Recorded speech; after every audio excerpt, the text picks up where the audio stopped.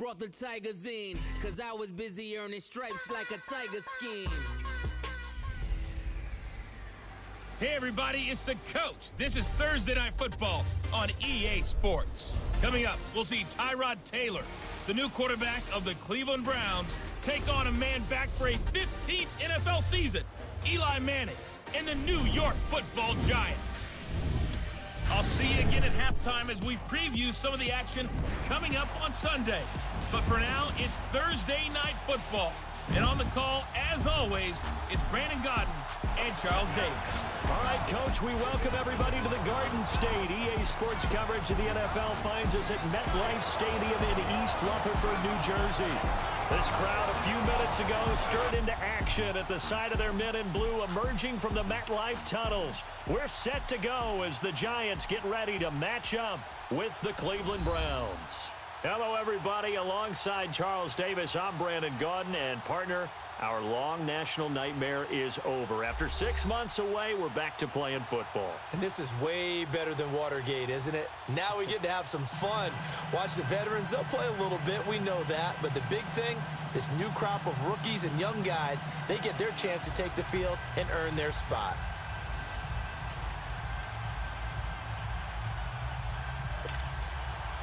Aldrick Rosas, the Giants kicker, ready to go. And here we go from MetLife Stadium.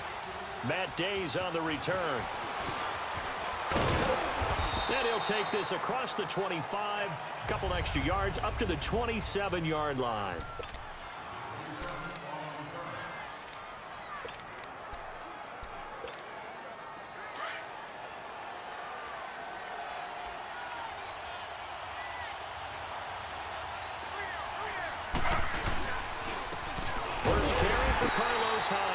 And that one blown up quickly as he's going to be stopped before he could even get started. It'll be a loss of a yard, and it'll be 2nd and 11. That goes down as a loss against his rushing stats, but really, should he have to absorb that one? He had no chance on that play before they overwhelmed him. Pretty much on top of him before he could take his first step. On 2nd down, Hyde, and an alley to run. Hyde dancing past him, and they're going to get this one all the way out across the 45. That good for 22 and a first down. This is a little bit like baseball here. Strong up the middle. Both sides want to be that. In this case, the offense ended up winning the ultimate battle. And those big runs between the tackles, that's a little deflating for a defense, isn't it? It really is, because that's where your strength's supposed to be. You're supposed to be in a spot where they can't make that yardage there. You're supposed to send them outside. Not in this case. Alec Ogletree in on the stop. And trying to give a lift to this offense today will be the Duke, the former Cane, Duke Johnson. Comes from a great tradition of runners at Miami of Florida. He's one of the best ones we've seen in recent years.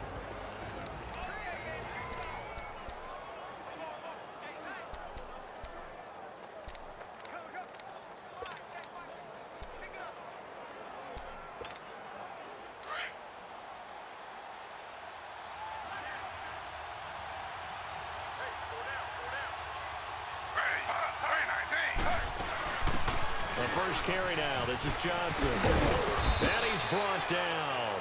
That's good for a Cleveland first down, an 11-yard pickup. Well, one unit I know you want to watch is that offensive line. If they keep clearing holes like that, it could be a long night defensively. No doubt about it, because when they are in sync, as we're seeing so far, when that continuity is there. And he can't get away from the pressure. The Giants get there. Olivier Vernon not dropping into coverage. He comes on the blitz and takes him down for a loss of 9. Now, we talk about players blitzing all the time. I often laugh and sometimes call it just straight-ahead pursuit. What a running start right back to the backfield for him. Yeah, it really didn't give anybody a chance to get up there and stop it. No, I mean, that's really, really difficult. You're asking a whole lot anyway, but when he gets that kind of a start and comes through clean, oftentimes the advantage definitely goes to the defensive player. Now, a deep ball there on 2nd down, but it'll wind up incomplete. The beauty of being able to play a zone defense when you can sit back and see the ball coming out of the quarterback's hands, guess what? Creates a lot of confusion. Have a muddle in the middle of the field where you can go make a play on the football. And he's got his man. That's Landry.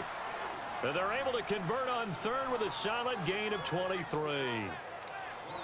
And on this first drive, looks like they want to get that vertical passing game going early. And they did, and what a warning shot they just fired. If you're not going to back up and play coverage deep, we're going to attack you all game long. And once you adjust to that and you start to back off, then that opens things up underneath. A really nice start for them.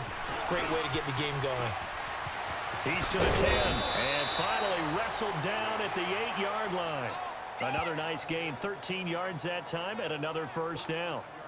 Quite the opening drive march they're on right now. It looks a lot like what we saw in practice prior to the game, doesn't it? You know, because on that last big practice beforehand, you go through your offensive script. You go through your play calling. You go through all the stuff and establish things, and it looks like it's going like clockwork right now for them. They'll try and run. This is Johnson, and he'll be stopped just outside the 5 at the 6.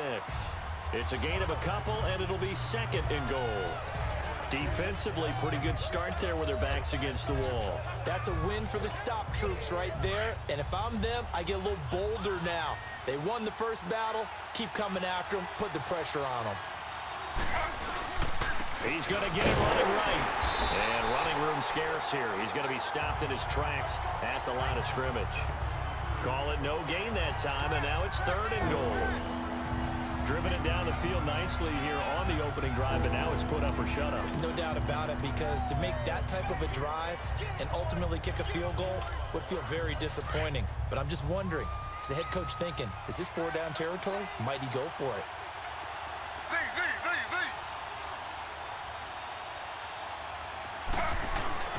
On third and goal, Taylor. Flushed out right. That is caught at the 7-yard line. And he'll be brought down here at the 3-yard line. They're able to hold him to 3 there, and that leads to a 4th and goal. So much about this game is just understanding situations and then having to execute, isn't it? Guard the first down sticks. Don't let them get there. And they rallied and made the tackle.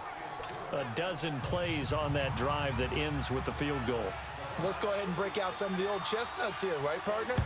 Keep the ball in front, rally to it, and make the tackle, right? No big plays given up, no balls over your head.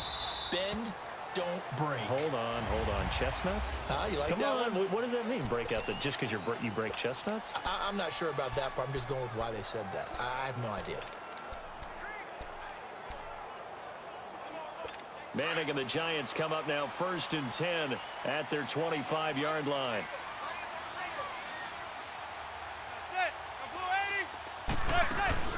They go play action here on first down. And he's hit and taken down. Eli sacked. Michael Kendricks leading the surge there. He drops him for a loss of 6.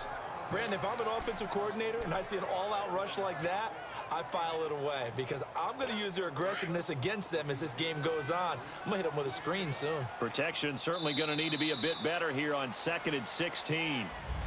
Charles Davis, I'm Brandon Gaudin, and it's the Giants with a football here as we begin. But they face a 2nd and long to start things out.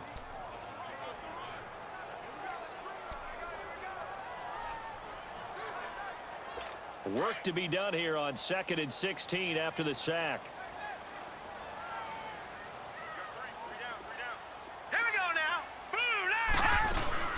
A first carry for the Clemson man, Wayne Gallman. And he'll get this up over the 25 to the 26. 8 yards here, so that gets him back within striking distance. And now it's 3rd down.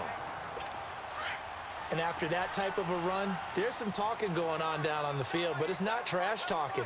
The guy who just carried the ball, he's going back and telling his offensive line, great job, keep it up, and we'll break that one soon.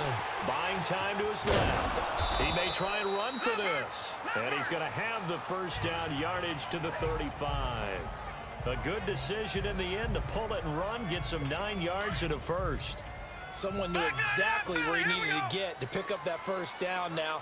I'm not so sure about the technique in getting there, but he went for it, and he got it. Exactly. He knew where he needed to get, because remember, if he slides, when that derriere dips, if you will, that play's over. The derriere dips, I like that one. Yeah, been working on it for a little bit.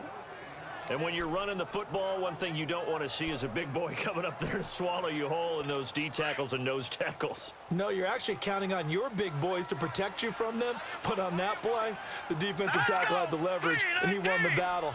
No gain, correct? No gain. Now it's Lauletta. He's got his man out of the backfield. That's complete.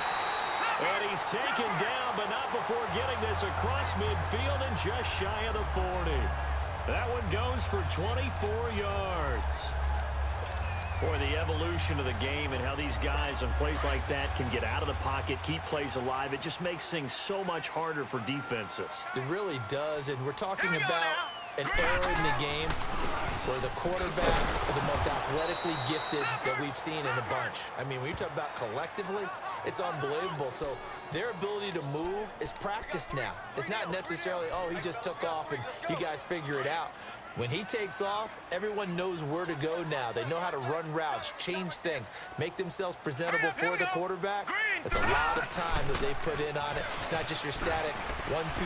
This is where the ball goes anymore. And he'll bring this one inside the 35. 9 good yards there on the run, and now third down. On a 2nd and long, it's really nice to see an offense that has enough confidence to run the football in that situation. I think that goes back to their practice and game planning. They've seen things that they've seen on tape and in previous games. And he's going to be wrapped up and driven down. Nate Orchard coming in to drop him for a loss of 8, and it'll be 4th down. You never want to give up a sack. From the O-line's perspective, they hate it for several reasons, especially because they felt like they let little brother down back there in the pocket. Oh, no doubt. They have a ton of pride, and they go into every job wanting to keep that guy clean. They want that uniform with no grass stains, no dirt, nothing on it. Really difficult. You're talking about some terrific athletes who are trying to put him on the ground. Coming up at the half, a reminder, we go back to Orlando to check in with Jonathan Coachman. He'll have a look back at our first half as well as a look ahead to what's coming up later this weekend. And he's going to fight his way forward here for a modest gain. He'll get a nice chunk there on the first down run, and it's 2nd and 4. Now it's the backup Mayfield. Oh, a battle for it here, and this will be caught. Big yardage there for the Browns, 18. And the game just keeps evolving. Big guys running those corner routes, so difficult to cover.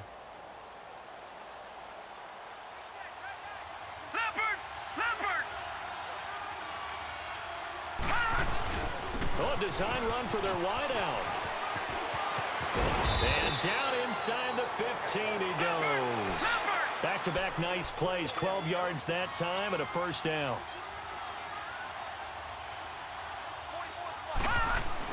From the red zone now, Mayfield. And this is caught. Touchdown, Cleveland. Seth DeValve, a 14-yard touchdown. And the Browns add 6 to their lead. Well, you would think that if you threw 119 touchdown passes in your time at Oklahoma, another one might be routine, but not when it's your first one in the NFL. Welcome to the league, Baker Mayfield, and look out, NFL defenses. Gonzalez now to kick this one away. Fielded about a yard deep. That's now running right through it. And not a bad return here. He gets it out to the 25-yard line. The Giants offense now, they get ready to head back on the field. And what do you think goes on here in this situation? If you got the football, you're trailing, you're back in your own territory with just a little time. Do you try something? You're thinking about jump-starting your team, right? You just mentioned it. They're down. They're trying to get back into the game. But you got to figure, if something goes wrong, you may have put yourself in a spot where you may not be able to come back in the second half. Managing risk, this is a big decision here. And now whistles and a flag, and I think we got a jump here. Encroachment, defense. So 5 yards there as one of the big guys up front moved. And in a 4-3 front, you got the 2 defensive tackles right near the football. I know there's a lot of movement around there, but they're always taught to have one eye on the football. Apparently, that didn't happen. Over the middle here to Rudolph. Now the Giants will use the second of their 3 timeouts as the clock's going to stop with 47 seconds to go in half number 1.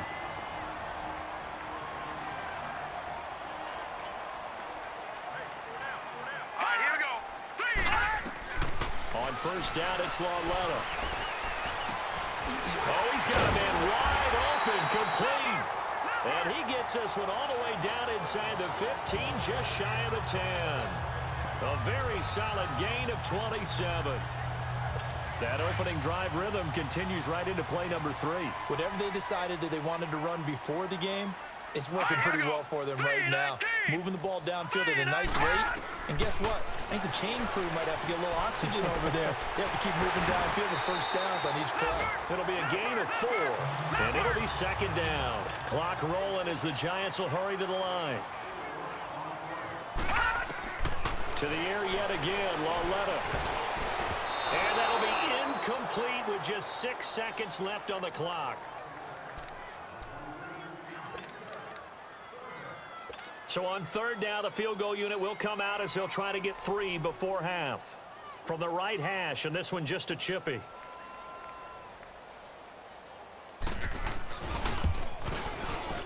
And the kick by Rosas is good. And they are on the board. It's now 9-3. So the 3 points here, they're still down, but they put somewhat of a dent into that lead going into the break. Anything helps when you're trying to chip away at a lead, but they do know that they're going to need a little bit better effort in the second half. So we have reached halftime in our first preseason matchup of the year. As we'll get you down the coast to Orlando for Jonathan Coachman at our EA Sports Halftime Report. Coach! All right, Brandon, thanks very much. It is back to football for 22 teams here on this Thursday night, minus the Ravens and Bears who played last week. And we want to remind you that coming up on the first Sunday of the NFL season, we'll begin taking a look around